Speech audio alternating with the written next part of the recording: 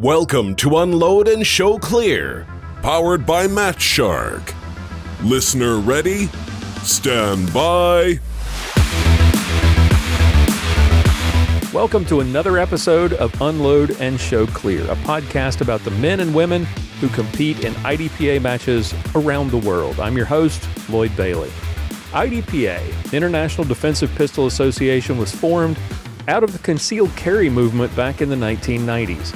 It's based on the founders' desire for a sport based on real-world defensive skills and not just fancy equipment. IDPA matches are a series of stages that are based on realistic defensive scenarios, and they'll test the shooter's skills in gun handling, accuracy, speed, and problem solving. Men and women from around the world compete every week in IDPA matches, and you're going to meet one of those great people today. And for 2020, Unload and Show Clear is powered by Match Shark. If you watch videos from last year's IDPA World Championship 2019, you will see that shooters had to deal with the discomfort of shooting in sometimes heavy rain. If you were at that match, or if you were with me at the 2019 Arkansas State match, you know how much fun it can be to shoot in the rain, especially heavy rain. Why do I say that? Well, pasting and scoring targets is not fun at all. Not only are you and your equipment soaked, not only are you cold and wet and damp and uncomfortable, but pasting and scoring targets makes your day even that much more fun. You can't see the scoring zones. The pasters and the tape won't stick to the targets. The targets ultimately will disintegrate because they get waterlogged and have to be changed more frequently. Well, contrast that Arkansas State match to the World Championship and compare the targets. There was a big difference. The difference was you had baggies on the Arkansas targets and you had Match Shark covering the World Championship targets. Match Shark's patent-pending target shields keep targets dry even in heavy rain. They're reusable too, so the cost of those shields is quickly recovered by simply patching and reusing them over and over and over again, and it makes your staff happier because setup and scoring and teardown are so much easier. It makes your shooters happier because they can see the targets and they don't have to deal with plastic bags. They're designed and manufactured right here in the United States. They are owned and operated by two IDPA shooters themselves, people experienced in match direction and setup. They understand the challenges that match staff face when dealing with wet weather. So let them help you run your matches faster and smarter and make it a better experience for your safety officers and your shooters. Visit matchshark.com today and get everything you need to be prepared for your next rainy day match. That's matchshark.com. Visit them today, matchshark.com. Okay, time to get to the show, time to meet today's special guest. Our special guest today is Sam Moore from Fort Worth, Texas. Sam, welcome to the show. Hey, thank you, Lloyd, for inviting me in. So tell us a little bit about yourself. Tell us what you do for a living there in Fort Worth. Well, at the moment, I'm working for Euless Guns and Ammo over in Euless. I sell guns. I also do private training on the side. I mainly do that on my Thursdays when I'm off. So I kind of do that too. You know, teaching a little bit here and selling guns here at the same time. The dream job. Yes. Yes. Yes. Yeah, that's the cool. Dream job. Mm-hmm. So originally from Texas? Originally from Texas. Yep. Where did tell us about growing up here in Texas and where the interest in guns came from? Well, growing up in Texas growing up, I was mostly the kid that stayed outside, rode the bicycles and dirt bikes. I wasn't too much into shooting at the time. I really didn't get into shooting until probably late 90s is when I finally got into shooting. Okay. Bought my first handgun when I was 21. Yeah. Was there a reason that you decided to do it, or was it just I'm 21 and I can do it, so I'm going to exercise my rights? It's that's what it is. I'm 21. I exercise my right to buy me a handgun. What was that because first? Buying a rifle at 18 was not exciting. It was the handgun that was exciting. Right. So this was the 90. When was this? That was probably not the 90s. I don't know. I forget when I was 21. Late to mid 80s. Yeah, like 90s. Yeah, Okay. it was close to 90s. Yeah. So inspired by Die Hard and yeah, growing up in the country, watching stuff and wanting to shoot stuff, There you putting go. because I was in the country, put stuff on the fence posts like bottles, cans, and stuff like that, and knock them off, that kind of thing like that. Because inspired by the rifleman, because my dad always watched it. Oh, okay. Yeah. Very cool. Oh, that was our number one show every freaking Saturday. You got tired of the rifleman, did you? Yes, I did. Don't touch the TV. Like, there's other things on. Yeah. Did you have guns at home growing up, or Yes. was the right? So the rifleman wasn't your introduction to guns. You had guns at home. We had guns at home. My dad had guns for protection and stuff like that. He didn't really do any hunting or anything. Mm-hmm. My uncle on my mom's side did a lot of hunting. He got me kind of interested in rifles. That's why I bought my first rifle. But nobody in the family was into handguns. I was the only one. You were the first one. Okay. Mm-hmm. What did they think about that?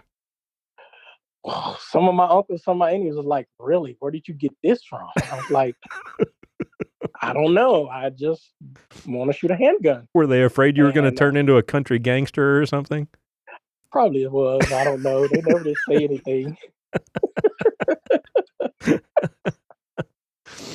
Oh. And then that one thing comes along when you get married and all that stuff stops. Oh, yeah. Yeah, exactly. Yep. So what was that first gun? What was the first handgun that you decided to purchase and why? Oh, no, don't ask. Okay. All right. Don't hate me for this, but it was a Taurus P92.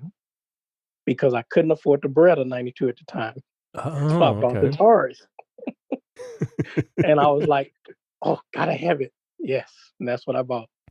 Was Lethal Weapon and Die Hard, was that okay. That's where the 92 came in. Yeah. Mm-hmm. Exactly. Hey, don't feel bad. My first was a Taurus as well.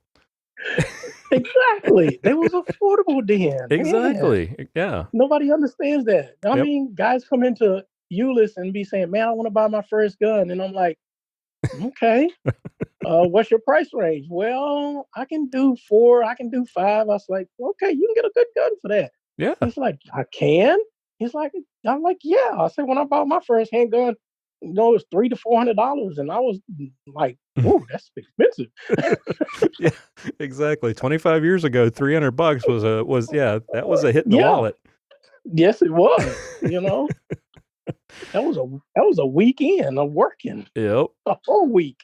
And like, really, today though, we talk about this a little. You're selling guns now. Talk about the way guns have changed a bit. I mean, we've today. It's hard to imagine when you and I bought our first Taurus back in the day that we would have so many options and so many good options now. Yeah, we got a lot of good options now. With carry optics now coming out so heavily to, everything out there as far as Tanfolios and CZs. And I mean, it's just all of a sudden just a big name of guns out there that was not even back then when I first got my first handgun. Right. It was only Berettas, Tauruses, and Smith & Wesson. Because I couldn't afford no coat. Right. The closest I could get to the H&K was on video games. Exactly. That's it. So where did the interest in competitive shooting come from? How were you introduced to competitive shooting? Well, it was probably probably about 2010 when I got, no, it wasn't. It was 96 because my daughter was born in 95. And I was looking for something to do on the weekends. And I didn't want to sit up in the house and watch football and basketball. So I got into sporting clays and bought me a shotgun and went out and started practicing and all that kind of stuff. So that's kind of where I got into competition, was really actually shooting a shotgun. Huh. You know, a lot of people don't really know that about me, that I started with a shotgun, not a handgun. So And they are surprised when I say, you used to shoot a shotgun? I was like, yeah. Yes. So I did. Go ahead. No, go ahead. So I did that all the way up until like 2010. And that's when I kind of just quit doing that and just took a little break until 2012. And that's when I got into handgun. So what was it? Was it just sort of local matches with the shotgun? Did you travel? What kind of? I've never done it myself, so I don't know. Is it just what's the competitive circuit for trap and skeet, that sort of thing? What's it like? Is it just sort of a weekend thing? You go out and shoot with your buddies? Mm-hmm. Okay. It was a weekend thing. Me, about 4 of the guys, we would go to different tournaments all over Texas. Oh, okay. Sometimes I never would go out of Texas because I was raising the family at the same time. Right. But some of my buddies did. But I never ever, when I was shooting shotgun, I never went to nationals. I went to world twice, and I never went to state when I was shooting shotgun. But my wife kept telling me, you can't be gone 3-4 days in a row. And I'm like, So I would do world, and world would be like Saturday and Sunday. Okay. It started on Thursday, but I shot on Saturday and Sunday so I can be back at home Sunday night. Gotcha. Because my kitchen pass expired. So that got old, or was just, did you become bored with it? What was the, you said you took a break from it and then you found competitive handgun shooting. Was it, what was the cause for that break that you took? Was it just boredom, or? No, it wasn't boredom, because I love shooting shotgun. It basically was that at the time I just wanted to take a break and relax. Plus, I wasn't shooting 1,000 rounds, a week, or 1,500, because I used to do that, 1,500 rounds a week. Ooh. Of targets. And since I couldn't do that, I just said, well, let me take a break and I'll just let it go. But yeah, I used to shoot quite a bit. Weekends, I would do about 200 targets a weekend. Through the week, practicing about 1,000. Wow. 500 to 1,000. Yes. I was very competitive with the shotgun. Very competitive. Wow. So how did you find a handgun, competitive handgun shooting? Well, I actually, in 2010, I started working at Amfork, which Right. was Dallas action pistol shooters were shooting on Wednesday night. Mm-hmm. And they kept bugging me for the last couple of years to start shooting. But I was like, tell them I'm not going to get into it again. But finally, I got back into it in 2013, and I started shooting with a club. And come to find out, I wasn't that good with a pistol. Really fast. What do you remember of that first local match? Did you go in there thinking, oh, well, yeah, I got all these years of competitive shooting under my belt, I know what I'm getting myself into, or were you nervous going into it? No, it was that first one. This is nothing. This is a piece of cake. I can do this. Yeah. I was missing targets left and right. And believe me, you say you was the non-threat shooter, I was the king.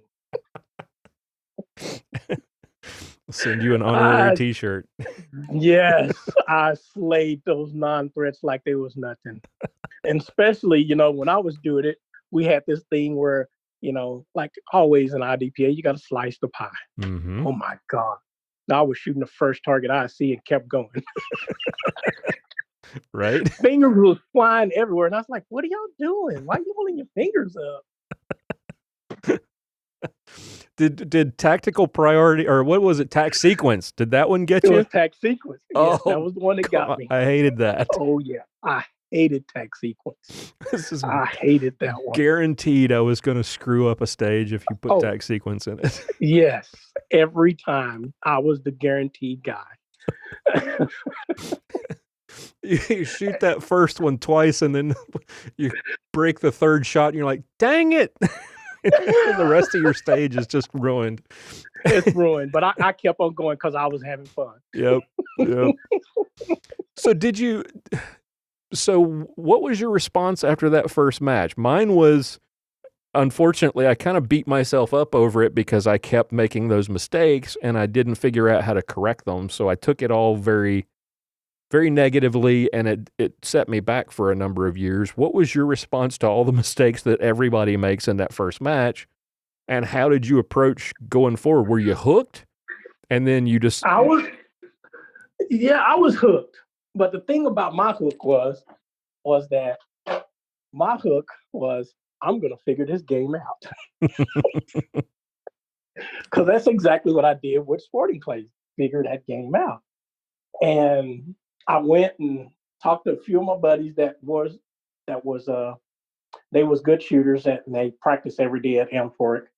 And I said, hey man, I'm trying to shoot this thing IDPA. Can you teach me some hand coordinations and things of this handgun? And so I did that, got a little bit more training, and I started climbing on up the ladder and started getting better at it. And so, like everybody, you never read the rules. So I got the book out, started reading the rules. Right. Which was boring. Right. We're guys, we don't read instruction manuals, we don't read rule books. Exactly. Where's the pictures? So that's what I did. I just went on and learned the game and got better at it. Okay. Now, so did your experience shooting shotguns, sounds like it came in handy in how you approached IDPA early on? Yes, it did. Because in shotgun, I always did my mental management, which I learned from books from Lenny Basham. Mm-hmm. A lot of that. And, the best thing where a lot of shooters forget is the one main thing is that you never, ever talk negative about what you did. It's always the positive things, Right. And that's where I learned from shotgun. If I miss a target, I didn't get all upset and throw my shells around. I said, well, I'm going to figure that shot out this weekend. Gotcha. So you took the mistakes and the poor performance, and that motivated you to fix whatever it was that you hadn't figured out in the match. Exactly. I like it. Okay. Yeah. So how long after that first match at Elm Fork, how long after that before you decided to get out and try your hand at a sanction match? Well, it was maybe a year after that. I shot a whole year at Elm Fork every night.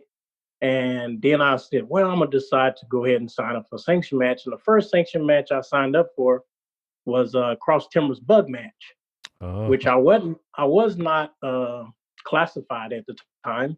So they went on and told me, hey, Sam, just go on ahead and shoot it. And I was like, I don't have a bug gun. So I had to borrow a bug gun, holsters and all. And I went out there and shot it. And you cannot believe this, Lloyd, but it was my first place trophy as a novice. What? Yes.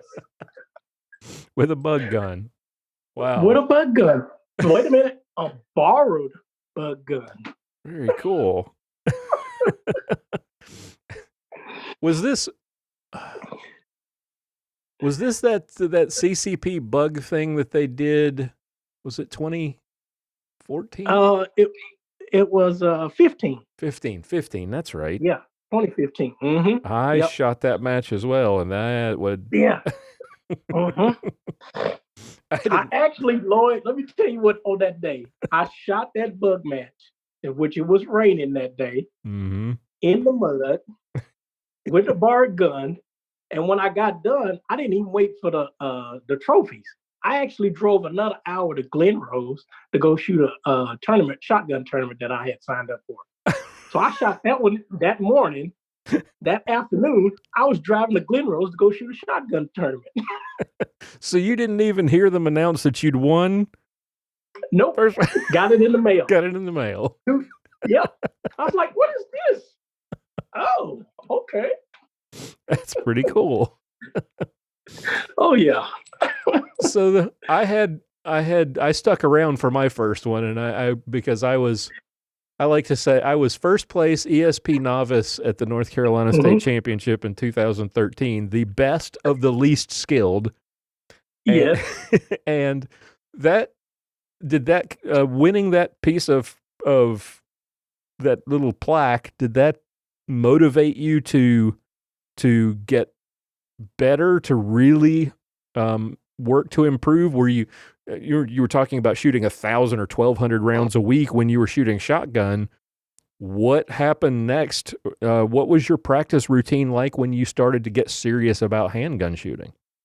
Well, I got really serious about it because I started looking at what gun is going to be the better gun to shoot IDPA with. So I did all the background history, and I bought a Springfield XDM, which, hey, I'm going to start with that and shoot that.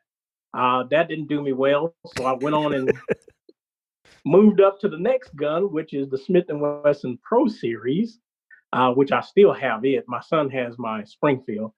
And I started shooting it, and that's when I won I think it was the Lone Star ESP. I think it was an ESP. I think I won 8th place in that division at Master. No, not Master. I mean Marksman. Sorry. Oh, okay. Yeah. So after I won that one, that's when I was like, okay, it's time to buckle down and figure this stuff out. And I started taking notes and figuring out what I wanted to do and how I wanted to train. And I was shooting probably 300 to 400 rounds a week in ammo. Yeah. So after that, did the practice routine, aside from the number of rounds, did your approach to how you practiced, was it different from the way you approached shotgun, or did your years of shooting and practicing, preparing for matches, shotgun matches, was that useful when you approached, all right, I'm getting ready for this this IDPA match, and you kind of already had an idea how you approached practice, or was it completely different? Oh, it was the same. Practice was the same. Okay. Because it didn't matter to me as far as what gun I used or what bow I shot. It basically, the practice is to always get better at what I'm doing and work on the details of what I'm doing correctly, and still worrying about, different types of, like a lot of guys do a lot of drills. Mm-hmm. I basically don't do a lot of drills. I basically work on my accuracy. I work on my grip. I work on my draw, making sure I get in the correct sight picture. I'm making sure I get all those muscle memory things down before I even squeeze the trigger. So it was the same thing with shotgun. I mean, I put up the shotgun 10 or 12 times and move it from left to right before I even pull the trigger. Okay, so lots of dry fire, lots of focus on the fundamentals before you start putting rounds down range. Yes. Gotcha. Yep. So ESP is your favorite division at the moment? Yes, ESP is my favorite. I actually, every time I shoot that, I love it. Really do. I really do. Never motivated to pick up the bug gun again? No, never got motivated to pick up the bug gun again, but one day I will. One day. I'll borrow somebody's gun and shoot it. What is and I see you're an expert in ESP, you're an expert in PCC as well. What do you think of PCC, and how much of that have you been shooting, and how do you like that division? That division is okay. I like it. I just now the story on how I got my expert PCC division, it wasn't even with my own gun. because What is it with you and other people's guns? I'll tell you the story. Hold on. Okay. So this is when I was at Defender, we had a classifier with the PCCs. And everybody was standing around doing a classifier. And I was like, oh, y'all with these PCCs, this is just easy. Oh, Sam, you think it's so easy, then get up here and shoot. I was like, okay, no problem. Give me a gun. Give me ammo. And I got up there and shot an expert classification. First time trying it with somebody else's gun. With somebody else's gun. The thing you got to remember is this. In Lenny Basham's book, one of his shooting partners, his gun broke before a match. Mm-hmm. And he went over and borrowed some other guy's gun. And he told the guy, if I borrow your gun, I'm going to beat you with it. And that's where I got that from. I will borrow other people's guns just to prove to them that it don't matter what gun it is, I have the knowledge to run that gun. So where did, a lot of people, how did you develop, how did you develop that skill with so many different guns that you could do that? Was this part of your experience as an instructor coming into play? A little bit had to do with it as being an instructor. Another little bit of it is working at Elmfort and having the opportunity to have a lot of guns in hand, because every year we had a shot show, and we had vendors from A to Z out there, and I got a chance to handle any gun, any rifle, any shotgun that I wanted for the 5 years I was out there. And that's what really influenced me to not really worry about what gun it is, just worry about the fundamentals on how to shoot a gun. Gotcha. Wow, you really have had the dream jobs. Yes, I do. Everybody always tell me I have a dream job. But see, the thing about having that dream job, most of the time there's things that stop you from doing things. But I was blessed to be able to really have that ability to do that. Yeah. What's the biggest lesson or the most important thing over these since 2013 when you started shooting IDPA? What's the biggest lesson that you've learned, or the most important lesson you've learned during that time about shooting handguns? Well, I learned one thing when I first started was I always thought it was boring. But the one thing I learned was this: it is exciting if you make it exciting, and the ability to get out there and able to, shoot 25-yard shots like it's, nothing. It just makes it easy for me. Right. Yeah. Okay. It just makes it easy. When I first got behind a pistol, like I said, I was always hitting everything. I was like, this is,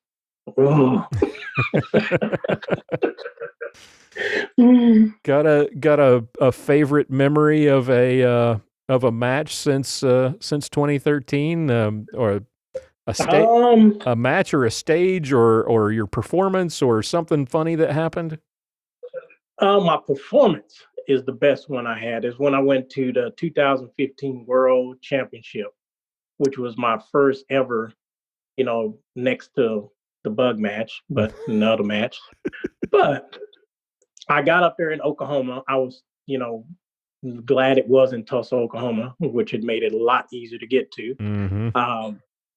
And I got up there the first day, shot the first day, shot the second day, and I was done because we still had 2 more days because I went up there to shoot the first couple of days. And when I was done at the second day, I was basically second place in ESP marksman. Mm-hmm. And the next 2 days went by, and I was like, oh man, I ain't gonna hold this second place, whatever, I'm finna go and do what I'm do. So I come back to the hotel, and I got there, and my friend was like, well, Sam, you need to go look at your score. Man, you did good. I was like, nah. I said, there's other competitors who are gonna beat me. They said, no, you need to look. So I looks up on the scoreboard and I rolled down to the bottom. And I was like, my name ain't at the bottom. So I go to the top. And I came in fourth place. And I was like, holy smoke. I said, I can't believe it. But yeah, I was fourth place. Nice. 2015. Mm-hmm. And, I still had marksman when I left. Didn't get a bump. My next memorable thing is when I went to, I think it was Gulf Coast. I think that was the first one. I think Gulf Coast. I can't remember. I think it was Gulf Coast first one. State match. And I won second place there. And those are my two best ones. But every one of my classifications going up has always been at a match. I got my match bumps, every one of them. Gotcha. Except for the accidental one at with the PCC. Yes, yes. Except for going to PCC. Yes. Nice. Because when I was coming up, we had the 92 round classification. Mm-hmm. I'm gonna tell you, a lot of guys say they don't miss it. I missed the 92 round one. Really? It shows. Yes, I do. It shows you that you're able to do the skills that you have to perform in a match, as far as IDPA. Right. One target, and okay. Right. Right. I get that. Strangest thing that ever happened to you at a major match? Strangest thing ever happened to me at a major match. Now, Lord, it don't have too many strange things happen to me at a match. You shot with me before. Right. You kind of stay back in the back and